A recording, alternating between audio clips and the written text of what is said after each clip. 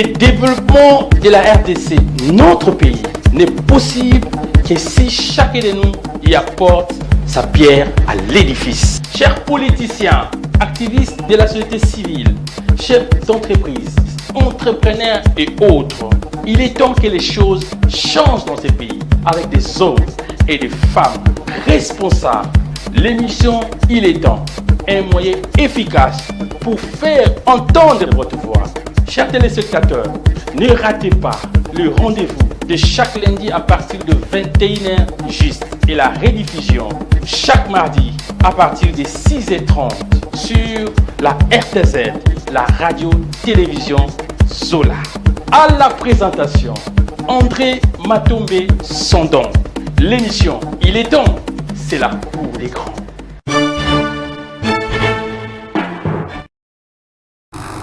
Mesdames et messieurs, chers téléspectateurs, bonsoir, et vous avez déjà compris qu'il s'agit de votre émission Il est temps, une émission sociopolitique où, en tout cas, nous vous disons toujours la vérité, rien que la vérité.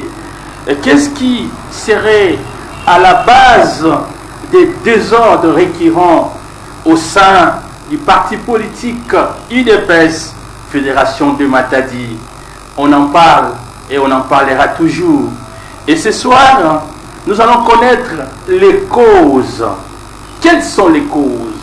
Qu'est-ce qui fait qu'il y a des ordres au sein de ces grands partis politiques dans notre pays?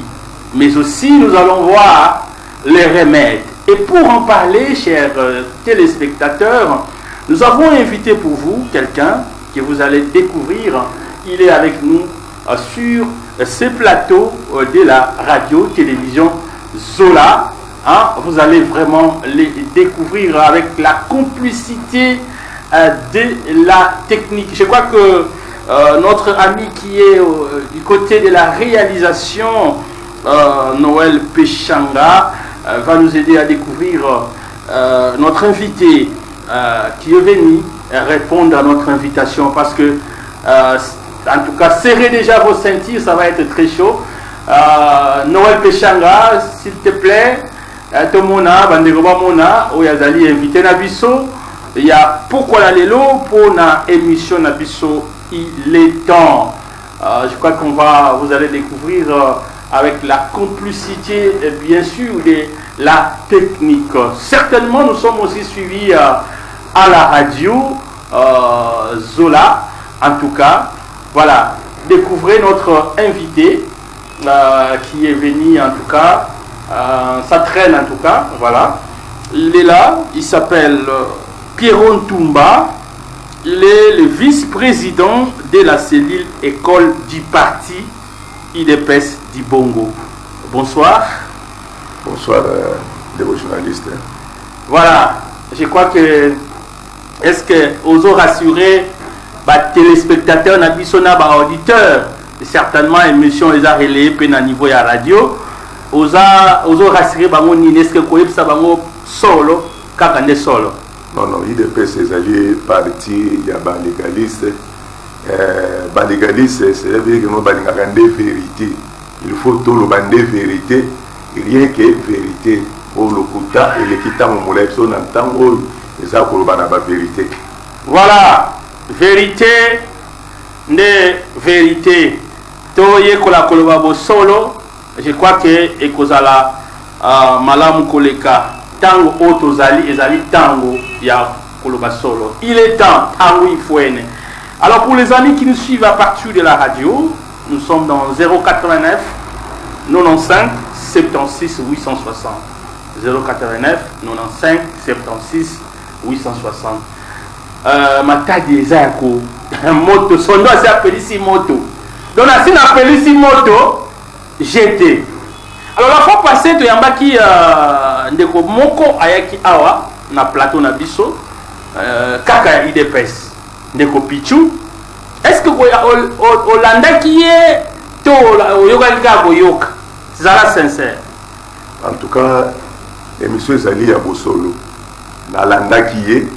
Il est temps. Oui, Kolobake na yo kaki kokate na landaki ndeko ntango azalaki koloba na oyo mituna oyo presque tunaki ye akokaki korépondre selon ye selon koyeba oyo ya ye mais namoni ke molili ezalaki mingi na kati na yango en tout cas toyekolaka kolobaka bosolo parce que idps ezali parti ya balégaliste tolingi illégalité te ezali soni ezali kofingisa parti monene lokola idps oyo ya biso yango tobe te tokokanga monoko te esengeli topusana na mwinda esika molili ekotaki mpona kokosa tomeka mpe komettre lumière peut-être ndeko ayanolaki na ndenge yo ozali kotia pourquoi apprécier mais makambo mosusu comme si amaîtrisaki yango te. Merci beaucoup. Alors on est dans une introduction, je crois, chers amis, ndeko kokota pena na bojindo pour vous découvrir vérité ndenge yango ezali. Nalobaki yango na émission na ngai chaque fois to bana ko pesa ko encourager quand même FRDC na biso pambate est mboka eza ko pela moto. Alors toza na guerre moko contre le M23 et ba biso sima na yango ezali na Rwanda. Et ni yango ko koloba par rapport ya guerre wana. En tout cas guerre wana naza vraiment na esengo mingi parce que zali guerre moko ba prédateur ba ini ya Congo bayaki ko imposer biso. Donc bande kwa est ezaka na kati ya RDC eza ya biso moko tangu moko na biso ou bien bande kwa biso baza kolela tangu nyonso ke babomi basali boye bazasu na pongi ya kimia te tozaka na esengo mingi te quelque part net que non tozaka na armée te kotala mwa mboka moko ya muke oyo kokota na kati ya pays oyo ya biso Congo soki combien de fois et banda commettre bande kwa biso à l'aise. En tout cas merci na FRDC pour maintenant que non cette fois-ci pour que non bozali ya biso quand bien bazaki ko compliquer bino ko sala ko tripotage ko déranger na ba infiltrer na kati ya nini mais cette fois-ci nzambe vraiment alongisa bino toza vraiment mais moral na bino en tout cas merci. Voilà, je crois que le message ici est passé. Même moral vraiment na ba militaire na biso nzambe a accompagné bino asunga bino donc je crois que le message vient d'être passé. Qu'est-ce qui serait à la base des désordres récurrents au sein de l'IDPS Fédération des Matadi? Bandeko, tout ça ramène un peu dans Matadi. Donc, IDPS c'est un parti oyo, mutu moko tabolo bagaye bien moté. Et tant que makambo ezo yinda epana bango, en tout cas yeba na ngara. Comme bango bazali batimo balinga koloba vérité, en tout cas baba baté ba. Et c'est ce qui fait que la population ne comprend que non IDPS en tout cas Fédération Matadi moi mbilinga ezali nde na bongo na yamba ki mokolo eleki mwana mboka pichundangi o azali moko ya ba fédéro na kati ya Fédération Matadi to tuna kiemi tuna ebele na tuna kie ba lobby nde konko ya mbete yende mutaza à la base des ordres alors tiens ndenge président de la République a sala boye mwana mboka koja mbete kaza boye soko moni mutazo telemele c'est que balamuneza ka boye bandeko mais siko yo ndeko to yambi nde alobi akoloba ka vérité déjà molini zaki tout mokolo ndeko picho alegaki ndenge utoloba yango alors pona yo désordre na kati ya parti na bino cause nango exactement ezani. En tout cas merci mingi ndeko journaliste na motuna vraiment otuni naza na esengo pe ya kopesa yo bien mingi batuna biso ke non bino pona nini pe bolongoli kabunda désordre kabunda zaki kolukela biso ya liboso yango oyo biso batuna biso ke non pona nini bino kaka tout le temps boye lelo kabunda ke bo monte ke no échec na bino biso lokola tobi ke IDPS ezali parti ya ba légaliste non ya ba illégaux tango ozali vraiment illégal place na yo ezali na IDPS te il faut que kutu kombo ya kobenga oyo ozali kobenga fédération opesa mo ata kombo mususu baptisé yango ata club d'amis mais qui est baptisé yango ezali fédération nazali koya pona komona que non esika wapi to bana na likolo kabunde pour to ya kokoma na nyonso tozali kosibir lelo to connaîtra makambo ebele na kati ya IDPS to kutana na ba crise mususu ke non to vandi bo passe tozali ya IDPS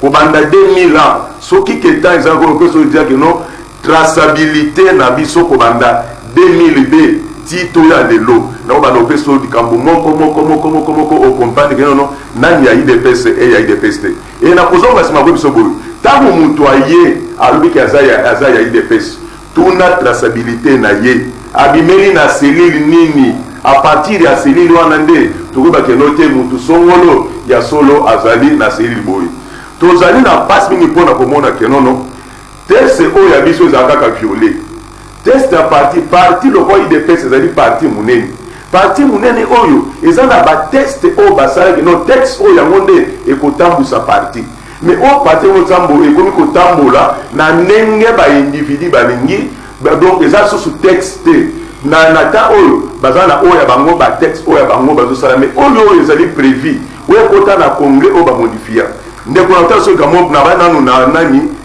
na kabunde na sommet pona kokoma pona ota nono kabunde oyo ayaki kotiela biso ndeko oyo tozobenga fédéral ngodi awa na kati ya nini na complicité na kabuya nani tant que non c'est nani secrétaire nazo ya pona kotaka nazo komi tozana statut na biso article 26 ya statut na biso elobi nini peut-être ngana na PCO article 26 ya statut na biso elakisi moma kani ndenge tosalaka intérim na kati ya nani mwana mboka na kopesa yo yango tata tokei article 26 article 26 ya statut ya IDPS na kopesa yango mwana mboka Félix Tshisekedi akomi chef de l'État amoni te minute ofo ke no na renoncer na kati ya nani parti bapesi ndeko kabunde mandat spécial de façon que non atikala kokamba parti mais ça te no atikala kocha désordre parce que sotala na article 26 na biso ya parti bozala attentif parce que aye pena ba article elakisi biso intérim oyo azolanda akoma po aya kocontredire ngai lolenge kani basalaka intérim du parti na biso ya IDPS en cas de décès de démission d'empêchement définitif d'expiration des mandats ou d'interdiction d'exercer du président du parti un directoire composé du président en exercice de la convention démocratique du parti, du secrétariat général du parti et du président de la commission électorale permanente du parti assume son intérim pour délai ne dépassant pas 30 jours au cours duquel il est tenu de convoquer une session extraordinaire du Congrès en vue des élections du nouveau président du parti. Les décisions pendant l'intérim doivent être prises par consensus. Les décisions pendant l'intérim doivent être prises par consensus. Papa journaliste, oyoki yango na PCO ezali article 26 ya statut na biso. Balobi face à la 30 jours. 30 jours. Pas au-delà de 30 jours. 30 jours. Mais Kabunda ça combien de jours? OK. Tokoya na kati. Yango nde mutuna ka mandat spécial.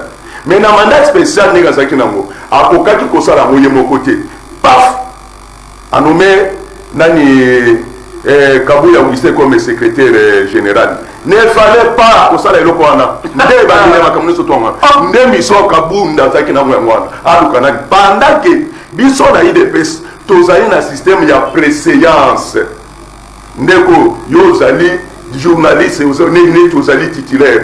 Tant yo komi déjà empêché ngai adjoint na yo na mati place one. Mais comment par quel bâton magique Malamoko Kabuya Augustin akoma Malamoko nani secrétaire général pendant que adjoint ya Jean-Marc Kabund ezalaki Gimbao.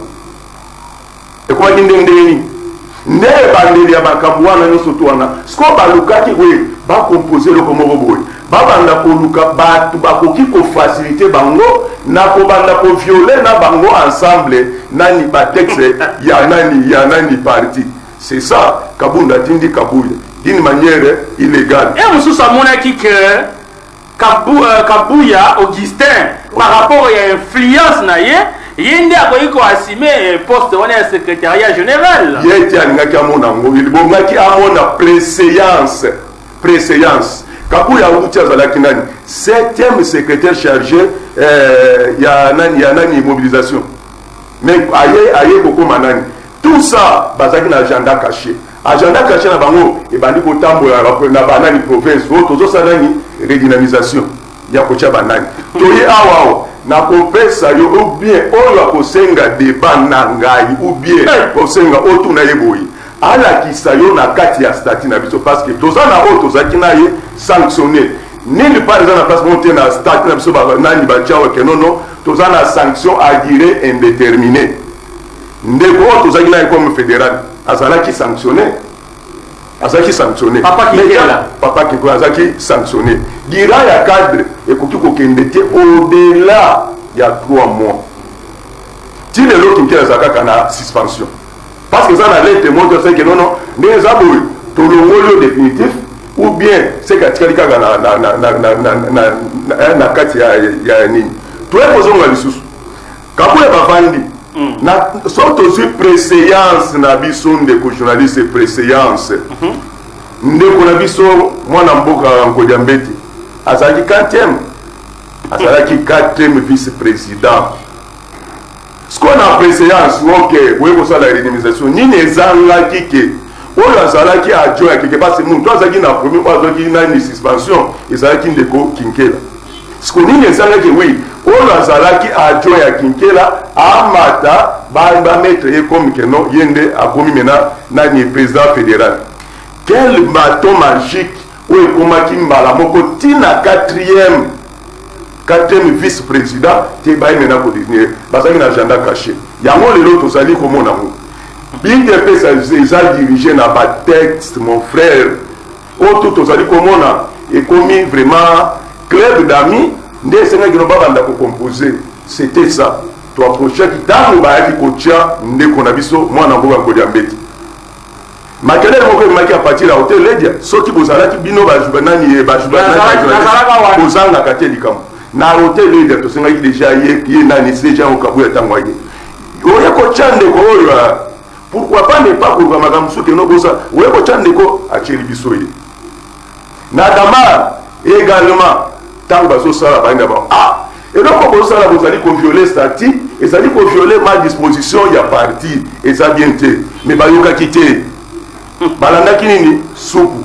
balandaki nini papa nyonso ezali te eza na bosoto mosusu ya biso ya parti tobombaka yango mais to c'est trop po bato baza mosika bazo batini yango ezoleka balakisi biso yono tosala nani tomoni ke ndeko ntango aye biso selile na biso école du parti tozalaki koya ata na bareunion wana te oyo ti ndeko Nkodia abandi mosala na ye tomonaka ke ndenge totambola na ye epai touta na ye depuis 2003 toyebi bacrise nini oyo se créa soki olinga nabanda kotaliso yango tomoni te Kabunda na Kabuya bazalaki na carte na bango mosusu oyo bango babombaki mpona kofragiliser parti koboma parti.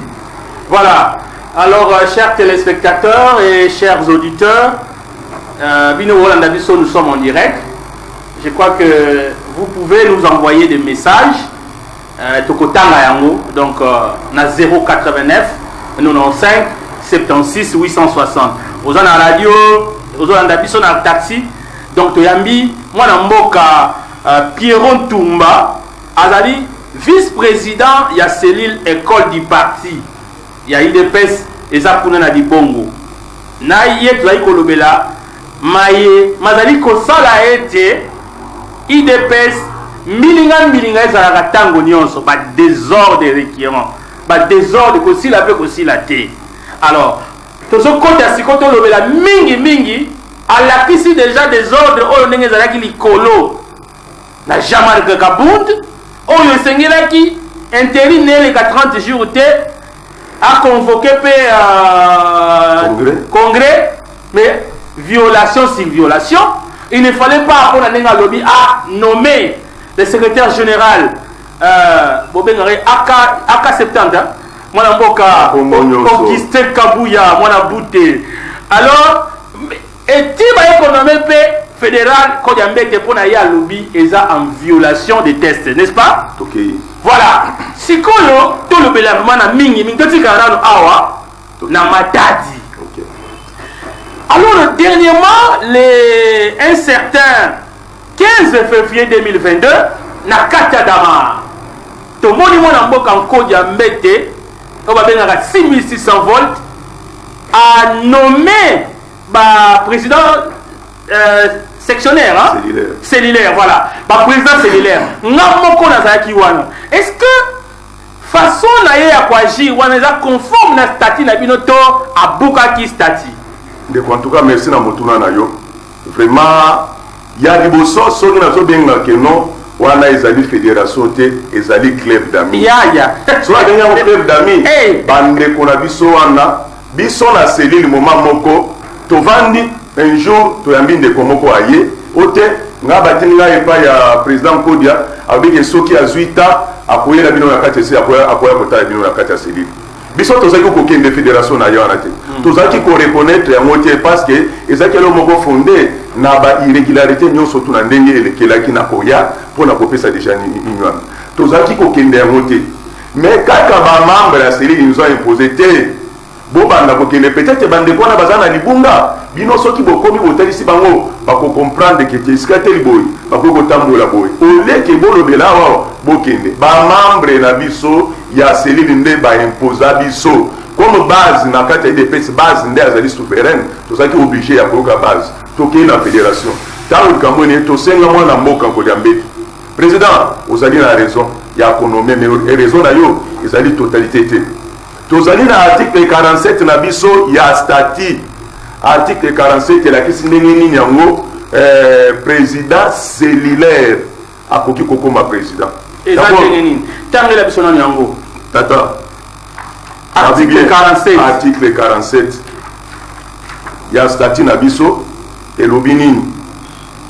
Ce qui papa ko dia a respecter ki yango to abuka ki yango totanga. Yo kan de ko journaliste otuni zela na peso yano. Article 47. Il y a statut ou bien un règlement d'ordre? Il y a statut cellule. Voilà. Les cellules sont chargées du recrutement et du recensement des membres, de l'information et de l'éducation des masses sous la supervision de la fédération. La comité cellulaire doit être élu par l'Assemblée générale des membres en règle de cotisation au niveau de la cellule.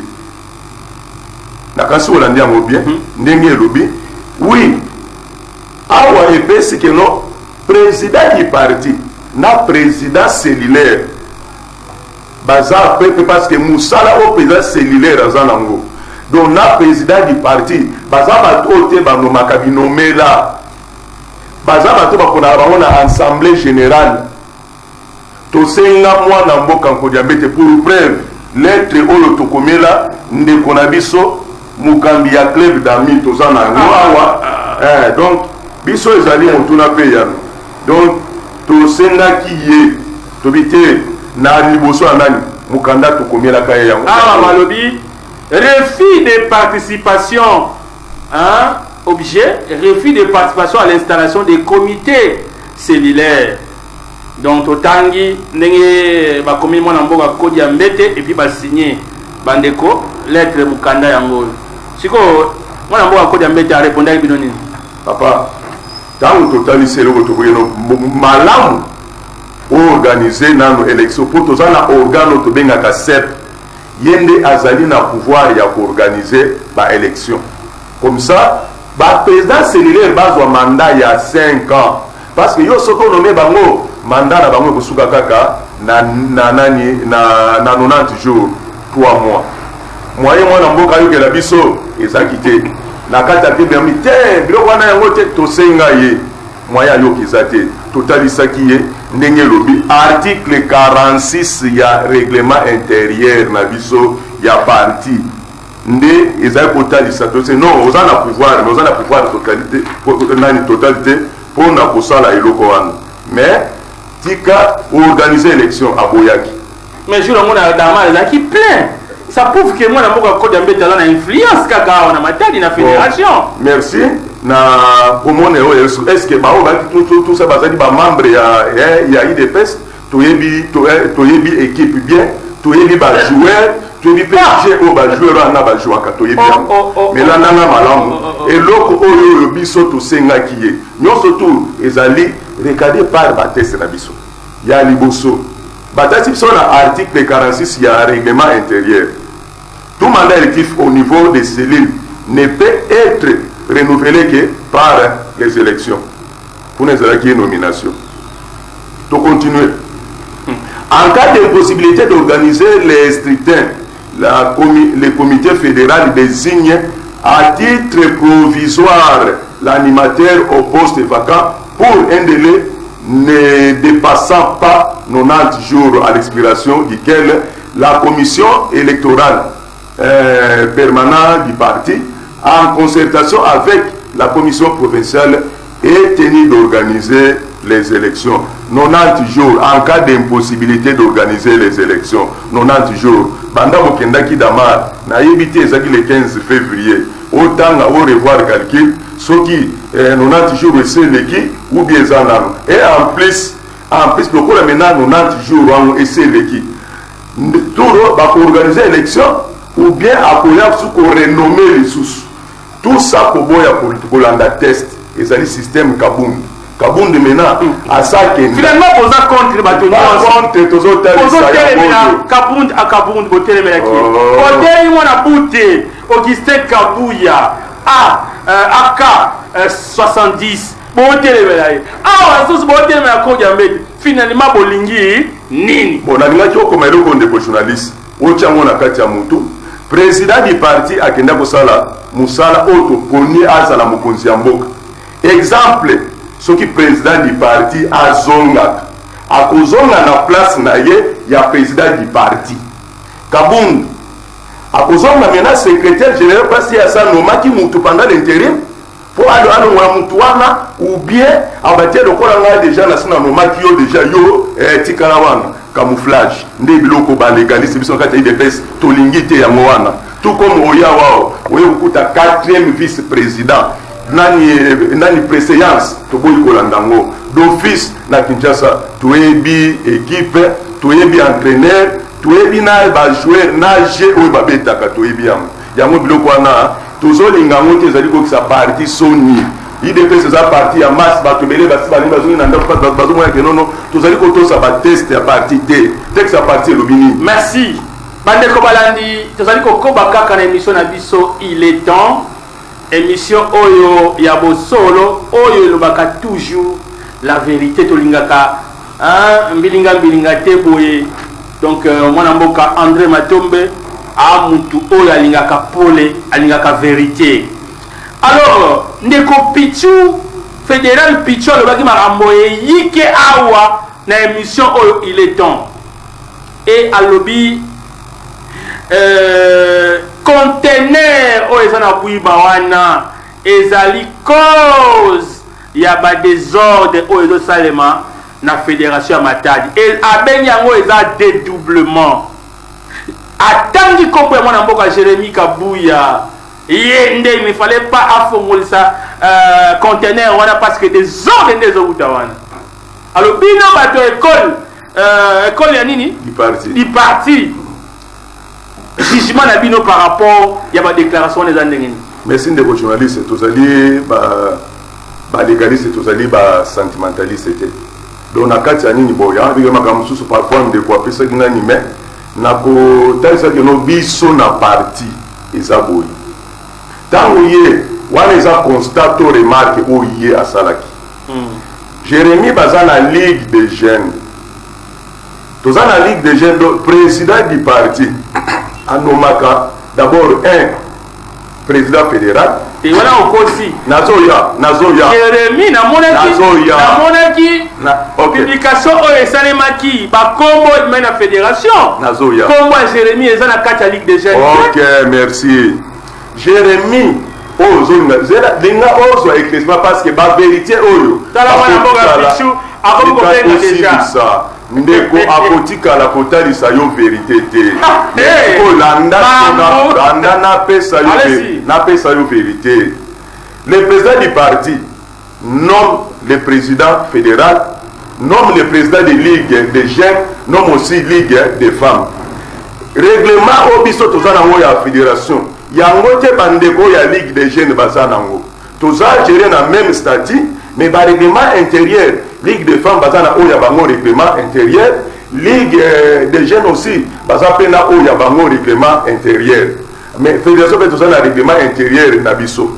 Mais comment structure misa tout différent, comment que eya ko empêcher oza koto parce que bango bazana règlement intérieur na bango mususu ko mutu a règlement intérieur bango bazana ndenge ligue des jeunes wana fonctionnaka et ndeko journaliste expliquer mususu et donc on est dans la confusion na mitu ya nani bato tango banome bandeko nani nkodi na baza azaki na comité de kabaza na décision 117 décision wana ya onde zalaki selon préséance 1 noka kero wana koyo ba pesa tozaki na président Lutumba nde bazaki na comité ya ligue des jeunes basala ka bala moko comité bango et côté par le président national bango babimi déjà na nani Jérémie azaki na quatrième nani position ozaki liboso président Lutumba deuxième azalaki et troisième ezaki nani le nom mes chefs nazo peso mais première na deuxième ayebani donc premier vice président yende babetaki masasi nani parce que président Lutumba akendaki na Kinshasa pona banani bakambu na ye mususu. Donc, où azalaki adjoint ya Lutumba automatiquement amati na ordre ya préséance yende akomaki président na même décision. Par après ndeko na tango akufi babetaka masasi côté ya nani Nzanza tango akufi ndembala moko Jérémie akomi place ya nani mais comment akomi place ya président ya ligue de quoi jeune comment yo ozali na nomination nationale ngape naza na nomination nationale yo osali comité na yo ozoyebisanga nalongwa na oyo nga naza nango na national na renonce mpo na kokota na oyo ya yo neti nazali na nommé sur le plan tobakeno mataki ezali national edecidaki akota na kati ya fédération azali fédéral chargé à animation 4e ou 3e ou 4e. Sikoyo ngai naza na nomination nationale. Ti lelo na baton banomaki ye na kati ya nini. Bayebi te ke nono akenda te a renoncer na oyo ya ye pour que ndeko azwa mutu ya obédience na ye a désigner esika wana. C'était ça. Alors oyo bana bosembo siko akojene bango na nini. À part conteneur. OK. Balobi kaka groupe wana bazokendaka kozwaka bambonga bamama batu nde kadeko asepeli te nde makambo oyo komaki ti eza ntina parquet. Est-ce que banti valeur vraiment wana pe yo ozobetela ngo maboko? Bon, c'est ça l'INPS. nakoyi so boye naza surpris komona ke na club d'amis toza nango na bandeko na biso oyo batumbelaka biso permanence ya biso ya IDPS ya Makaya Vangu baza na kati. C'est que ezalaki na mission mo batindaka bango ke soki bo réussir boy to ko récompensaka bino baza na kati ya nini toza na article 31 et la kisibiso critère avant mutu akoma na poste ya responsabilité na IDPS autant na article 31 ya nani ya règlement intérieur et la kisibiso nani ndenge nini mokonzi akoki komata mbala moko na nini. Mais ce qui n'attend yo zolo banani te nani bosembo te l'infraction est individuelle. Ce qui kadeko babimisa ki mbongo ou bien mutu akeli ko bana kadeko ke note basowe bisombongo na kombo na yo parce que ça clair na ko manyo la place wana bien. Cela veut dire kadeko amoni que non bato soki bakendaki epa na ye ke pesa biso mbongo kozwa mbongo na banque ndeko journaliste eza na baprocédure il faut bolanda formation il faut bosala makambo songolo siko yeka deko apesi mutu mbongo te yeka deko soko boyi kopesa mutu mbongo par rapport siko ya nini oleke eza baplainte oyo bato oyo bazwaki mbongo na bango nde bango momona kaka neti idps alors tant bato baolobela idps na matadi awa les gens voient plus Dominique Kodiambete. Ok. Pourquoi une infraction est individuelle? Donc de fois na ayibaki yango te. Donc il fallait pas se plaindre à niveau académique. Mais azali wana faut maintenant mutuana ou soit ye moko individu tant na moike non azali escroc. Ndeko journaliste so yo ou escroquer ngai. Automatiquement na koya na chaîne te. Na koya na koluka yo. Comme ça, toi appuyer le parce que tous a compte ba antivaleur. Donc c'est le manque d'amour ou bien nini? Manque d'amour car c'est ça qui échoué. Pendant basenga na ndeko na biso ke atika kozala président Ligue des jeunes pour que batia mutu obédience na bango ndeko wana boya makambo ebanda wana est-ce que banda kala wana Kishasa ayebaka te ke non ndeko wana azala kaka président ya Ligue ya nani jeune nani akomposaka d'abord bakombo ya ba soit tango babimiso yo obimi président fédéral yo nde okopona bato oyo okotravailler na bango aujourd'hui l'histoire na utindi yango na niveau ya nani na niveau national nde a partir ya kuna mais fois kotuna nanu ndeko wana mbilinga eza wana te mbilinga eza kaka na oyo ya Jérémy ndenge nini 4e vice-président na ordre ya préséance tolanda yango te mbala moko obimi na yo fédéral siko nini to parce que mwana mboka aza na baambition ebele tout comme lelo soki alongwe ou soit akei ke non ndenge abike no akokoma ministre esika songolo boye soki akei tokomona pe cette fois-ci tout lo bazwi secrétaire bakosaboter deuxième vice-président ou bien premier vice-président troisième wana comme ndenge tomesana na je nde biloko tolingi te na IDPS ya mwana. Merci. Alors bandeko balandi nazomona ba appel bazo nga basala po bakota to éviter de préférence potinda biso ne ba message na ou bien na WhatsApp hein ou potinda pe message na WhatsApp na 089 95 76 860 na 089 95 76 860. Alors tozali kokoba kaka toyambi mwana mboka Pierrot Ntumba azali vice-président ya cellule école du parti ya IDPS na Dibongo na ye tozali kokunjola koyeba ba désordre oyo ezosalema na IDPS ba cause nango e na suka akoyeba kopesa ba remède po ete makambo wana ekoka kosila.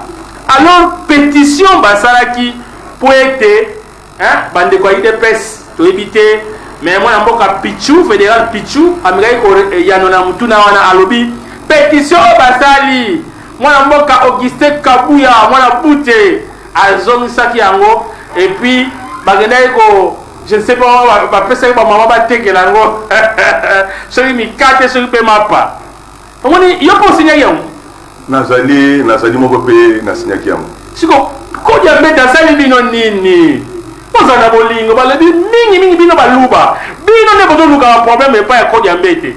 Merci na question na onde bojo c'est premièrement ozongisa ndeko wana parce que na club d'amis na bango baza pe na ba avocat baza kuna o bazozwa ba décision unilatérale bazali to ko fongola téléphone ko za calme. Alors na minute wana ukuta ke nono batangisa ye nano article 27 ya constitution elobi nini Pierre basala ba statut mais awa sibobandaki émission bosai na ye natikali koloka te esika moko boye non selon article boye selon boye mais azali mukonzi fédéral ce n'est pas n'importe qui aza au sommet j'entendais que non na boyoka te non article boye toye kilte ya personnalité te biso toyende kopesa vérité ya nini tango déjà article 27 ya constitution na biso ezopesa mwana mboka nyonso droit ya kosala pétition esika moni ke non mbilinga ezali et puis mutu asali pétition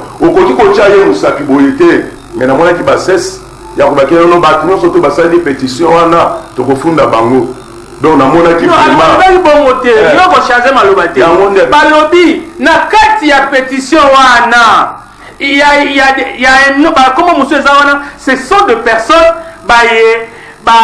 signé qui bango moko te bazwi par exemple assister à code ya mbete na niveau ya gouvernorat kuna comment na eza kuna qui a signé à sa place. OK okotuna yeke non wapi oyo IDPS ezali pyramide renversée tolobaka yango tuna na d'abord traçabilité na ye eko tuna selilo ye abimeli po tobeke nono quand est-ce qu'il abimaki nga naza na ngai cellulaire naza na cellule donc mbolo na se donc minute oyo naza na kati ya koyekola pour ke nakoma boye de façon que ntango nazokoma esika ye azali seke nakozala chevronné makasi moto mosusu akoke po te babenganga chef mais biso tofo koyeba nanu ke non les sont matière ya parti elobi nini na ntango oyo olobi ke non ntango obi ke non baluba opesa ye article 13 ya constitution discrimination pénale tribal wana baboyi yango soki asali yango oyo esika mosusu IDPS ezali parti à caractère national non parti à caractère tribal a maîtriser matière wana te aluka ayeba matière wana soki batalisa yango te biso tozali école du parti yango moni ke nono mona bino tribalisme eza kutu te tribalisme so elimi na monoko na ye na kati na monoko na ye te na monoko ya fédéral pichu to bien kuna ezali club d'amis moto aza na rôle oyo ye azali kojouer pour preuve ntango kaka tosalaki kolakisa ke no te ndeko président awa tosala boye moyen tosala boye jour toye réunion ya mercredi babengana biso bozali barebele parce tokomaki lettre ya kote biso tokozala na installation wana te mpona to viole test ya parti te jour kaka tosali bongo tozongi bozali barebele nini yango boye kosala mais na IDPS biloko wana ezalaka te toye komona kaka mbo comme si statut oyo biso toza nango bango baza na statut na bango mosusu koyeba te soki statut nini oyo mena baza kodirigere mena parti. Ok, en tout cas bandeko balandi tozokoba kaka na émission il est temps topesi mwana mboka Jolette oyo azali question na biso awa tobengaka ye IGF donc napesi ye mbote donc vraiment plein succès na ye c'est une dame très bien je sais que Masole obeta makaka. Alors chers amis boza ebele bozo linga po benga mais nazo sabino ba réaction eza tellement makasi parce que c'est comme si sikoyo ça là un peu bref na mutuna na ngai oyo est-ce que beaucoup ko supporter te mwana mboka ko ya mbete a continuer ka ko diriger bino ou bien bon fan de longo boyoka na pour que parti na bino ke liboso parce que biso to lembi koyoka ko bunda dernièrement ma bête qui ceux qui combattent moko ceux qui ma bête qui mani si est-ce que vraiment exemple nini bozo pesa pourquoi boyoka na te bon fan na pour qui maison quand même parti politique na mboka na biso boza ka binoté quand même. Merci. Bozo yoka sa mokonzi mboka soni moko ngasa la tele kina ofunda bino. Merci ndeko journaliste. IDPS a mis pesa méthode ou mode ya lutte na ye ya non violence. Soki omoni mutu aza kobundisa bato abimi na club d'amis c'est kaza ya IDPS te. Abimi na kati ya club d'amis abimi donc ya tikali kozwa matière mon côté. C'est pour cela okotika komona nini wana. Na tozana moko ya na kolekate sans que na tanga place tozana code de bonne conduite tango yo code de bonne gouvernance ya parti na biso IDPS tango aussi on limi kozala responsable kozala déjà cadre na kati ya parti IDPS et c'est na obana na ba critères au article 31 ya règlement intérieur et pesa kibiso comment muto apo sengeli azala eza muto ayebi statut wa yebi règlement intérieur azali koto sango mais kobosa na te o ba pesi biso les dirigeants wana za na code de bonne gouvernance les dirigeants de l'IDPS s'engagent à instaurer la bonne gouvernance dont il doit appliquer les principes suivants. Point 4, point 5. accepter d'évaluation, du contrôle, de l'audit et des sanctions de ces décisions et de ces actions par les organes compétents.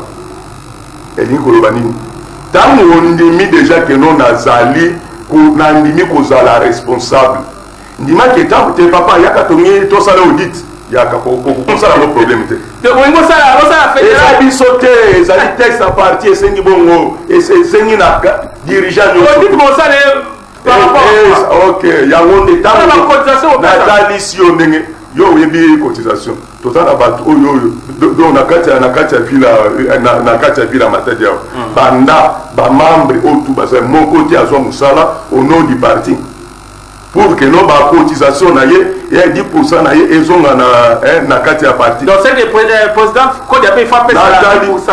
Mais comment ndenge azosala na gouvernement ezali nini ata 10% baindemnité les habits sautés texte à partir esengi bongo code de bonne gouvernance tant on dit déjà kokota déjà wana et si biso ndima accepter évaluation ndima basala le contrôle basala yo audit même ceux qui bazo sanctionner pour na fait moko quelconque aza mwana ya IDPS voilà ceux qui a mon moyen été na all sali poste babité ezaka kozala président aza na carré mingi liboso na ye ande on a popé besoin ni ya mususu.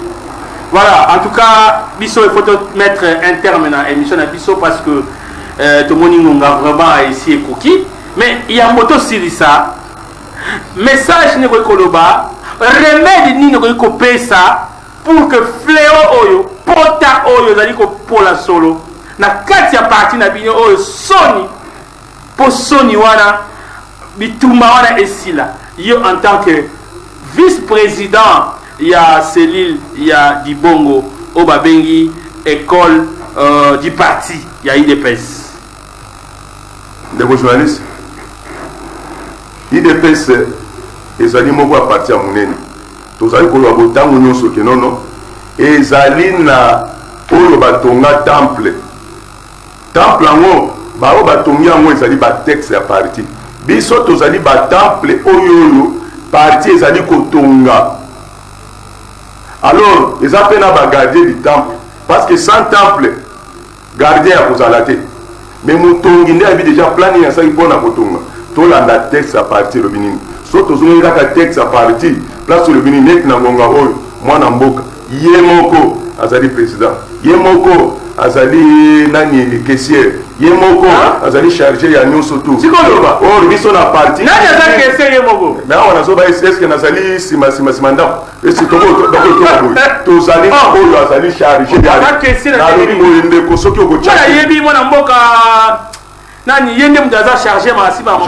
Jean de Makai. Non, aza jeune boy, aza arbitre. Arnold. OK. Yende mdaza la mambo. Ini toyo sengandeko. Ozana IDPS. Basa il a biso bila parce que to senga ki est en pleine réunion, to ça la réunion ya évaluation. Banda to senga ka moto tala oui. Nous avons eu autant. Nous avons autant to sali boy. C'est ça donc kimi le ba fonction na parti. Yo kana kimi le ba fonction na kati ya parti nani to boyam. O tu na bandeko bazo cha makelele. Jean de Makaya za nani na kati ya finance ya nini. Donc Yomoko peut-être aux opposés. Donc Yomoko ndemu toza ko gérer de tout. Il a fallu kozana batu moko boy o bazana obédience au boy. So comme mi ba texte à partir ba poto sangote parce qu'il faut kozana poto to ça dit président oh iyo IDP ces alliés parti politique et alliés église était oh alléluia amen. Dans mon niveau nous sommes tous égaux. Nous sommes tous égaux. Wana ezali na kati ya c'est-à-dire sono. Muto a ko ngabino kime ezali Augustin Kabuya mwana kute. Siko ozo bude. Osi obokisi déjà Jean-Marc Kabun kuta se akenda na ye. Siko yo boko tika na kata poto ata yo mo. Tout ça jour nous avons ça tout ça la émission na banda ko peso ba secrétaire général nyonso banda secrétaire général oyo tozwa général Mpongo. Ti na kabung na kopeso bango soko otuni ndeko mususu akoto abokwate kotangira bango donc to uta kabundi pa lo monenga kabuya na chasa déjà lumbe ça kuna to kaka ka lumbe et c'est que na zo ko salote lumbe ça on pour que no atika to kende congrès na biso to organiser congrès abima na ye atika parti parce que IDPS ezali patrimoine na biso tokopé dans moté. Merci. Je crois que ndeko na biso to yambi ndeko Pierron Tumba aye plus ko afandi mingi na ba test. Alors, vous êtes prêt à accepter le débat dans le moment où il y a un gambo ya président fédéral Kodiambete. Pour être premier aya. Tous après organiser.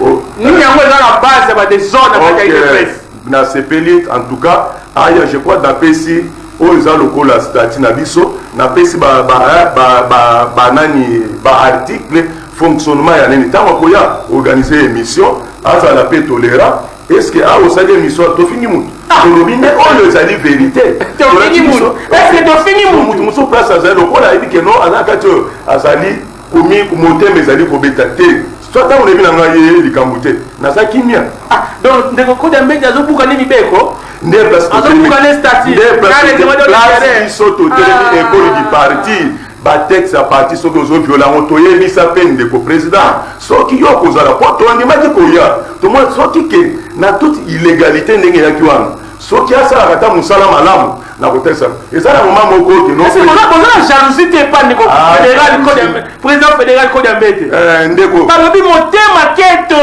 Ok, merci na kotala liso boke no okoka kotuna ndeko parce que amataka niveau série moko boyi na violation ya nani statut akomaka interfédéral okoki ko se rappeler na mo nyoba soko ko se rappeler ngo non non akomaka interfédéral donc cela veut dire okomi président ya ba fédéraux nyonso baza na province ya Congo central pourquoi on dit so kita na se ozonga so fédéral pendant que yo komaki déjà interfédéral or ce que nani structure na kati ya ni na biso ezalaki te tangu bakena toza azaya biso banda préfet na soki jour to sala émission nani la hôtel Sayo banda to sala na assemblée fédérale oyo ye mwana mboka Kodiambete azalaki nani vice président na kati ya nani ya assemblée générale. Merci. En tout cas to komina suka débat il faut salema. OK. En tout cas nalinga débat et ya lobi aka prêt pour la débat. Est-ce que fédéral Pichundangi ngeke tina bien ngeke tina bien Maman Noana Tosové, Balaitenga article Moko Awa, article 14, il y a règlement d'intérêt, Nabino Balobi, il est fait statut Nabino, il est fait en partie Moko, il y a non-violence. Maman comme hier, voilà vraiment à ma disposition, tu as la question Nabiso Jolette, tu as des policiers, tu as débat, débat du siècle. Donc il y a un argument pour nous à la veille. Donc, tu as commis souka en 30 secondes. Moi, je vais d'abord, vous avez appelé sinon vous faites ça des ordres. À toi, on appelle si merci. On a union surtout. Balandi, biso, vous va disposer tant à bango pour la Kolanda biso. La bonne sanité, bana union surtout école du parti parce que tu as biso mon côté. Ce qui base éviter qu'on kende to kende pété. Ce qui base kende ok pour animer une émission. Na pesi moi na union so ya IDPS. Na ba oyo surtout o bayaki na agenda caché ba bongo la mitema pour que no totonga IDPS soki bayina ba agenda caché na bango tokotambola te na nani bango na PCP ye moko mwana mboka Kodiambete po ayebi wana mbote wana hypocrisie na yebiti wana wana mbote wana yo benga ngo ya nani hypocrisie IDPS c'est la démocratie tolobana ka vérité para nous a même ni na ngai ayebi déjà que on a espoir bien la pression mbote pour la fédérale na yepende ko pichu azali ndeko na ngai parce que ça congolais lokola ngai mais nde bazonga na mibeki na batese oui azali congolais lokola mais bazonga na batese wana nde tokotambola mema nzela moko na bango. Mesdames et messieurs, tout le plaisir est le nôtre de vous savoir très nombreux. Vous étiez très nombreux à nous suivre, à suivre cette émission qui fait parler d'elle. L'émission Il est temps, en tout cas, bah lui, Mingi RTZ, Mingi RTZ. Ah ouais, moto il faut épeler là. Merci Nandes Bavouna, les doyens, et merci à Noël Péchanga pour le grand travail abattu. On se retrouve très prochainement. Suivez la rediffusion de cette émission demain matin. Que la paix de Dieu règne dans vos foyers. Nous avons eu l'honneur de recevoir M. Pierron Tumba, vice-président de la cellule École du Parti des Pestes du Bongo. Allez, ciao. Les développements de la RDC, notre pays, n'est possible que si chacun de nous y apporte sa pierre à l'édifice. Chers politiciens, activistes de la société civile, chefs d'entreprise, entrepreneurs et autres, il est temps que les choses changent dans ces pays avec des hommes et des femmes responsables. L'émission Il est temps, un moyen efficace pour faire entendre votre voix. Chers téléspectateurs, ne ratez pas le rendez-vous de chaque lundi à partir de 21h juste et la rediffusion chaque mardi à partir de 6h30 sur la RTZ, la radio-télévision Zola.